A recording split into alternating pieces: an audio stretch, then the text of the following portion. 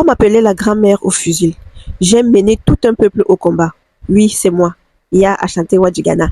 Alors, je te dis tout sur cette guerrière en réalisant ce magnifique make-up. Regarde la vidéo jusqu'à la fin surtout. N'oublie pas de t'abonner. Avant de commencer l'histoire, rappelons qu'on ne se maquille jamais sans faire la préparation de la peau. J'ai déjà fait une vidéo ici de comment préparer son visage avant un make-up. La vidéo est disponible, tu peux aller lancer un coup d'œil. Allez, commençons avec la magnifique histoire. Ya Ashantewa est né vers 1840 dans le royaume d'Ejisu, situé au cœur de l'empire Ashanti, l'un des plus puissants royaumes d'Afrique de l'Ouest. Dans une société matrilinéaire où les femmes avaient un rôle spirituel et politique majeur, elle devient reine-mère, dépositaire de la voix du peuple et gardienne de l'autorité morale du roi. Lors d'un conseil de guerre, les chefs Ashanti, tous des hommes, hésitent.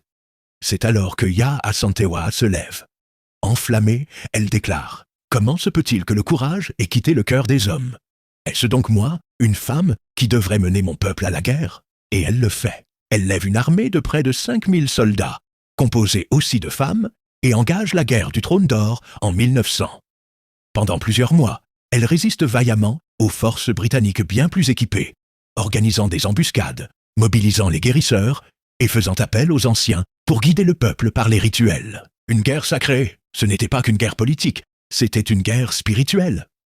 Le Trône d'Or ne devait jamais être touché par un homme blanc, selon la tradition.